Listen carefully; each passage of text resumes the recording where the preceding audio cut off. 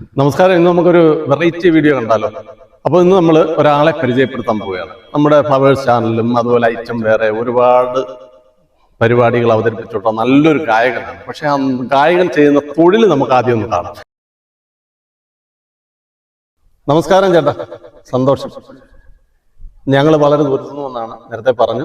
അപ്പോൾ ഫ്ലവേഴ്സ് ചാനലും അതുപോലെ ഒട്ടേറെ പരിപാടികൾ അവതരിപ്പിച്ചിട്ടുള്ള നല്ലൊരു ഗായകനാണെന്ന് ഞാൻ കേട്ടു. നമ്മുടെ നാട്ടുകാരനായ മാങ്കോടുകാരനാണെന്ന് പറഞ്ഞാൽ അത് അതിലേറെ സന്തോഷം.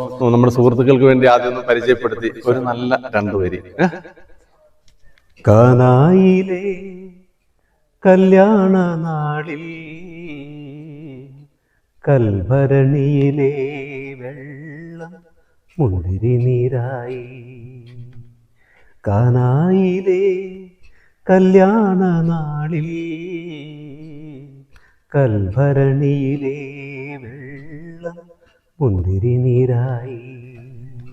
അപ്പൊ ഈ ഗാനവും തീർച്ചയായും വൈറലാകട്ടെ എന്ന് ആശംസിക്കുന്നു. വിനയന് ഒത്തിരി ഒത്തിരി അവസരങ്ങൾ കിട്ടി ഉയരങ്ങളിൽ എത്തിച്ചേരട്ടെ എന്ന് ആശംസിക്കുന്നു. അതാണ് നമ്മൾ ആഗ്രഹം. ശരി, ഓക്കെ. Thank you.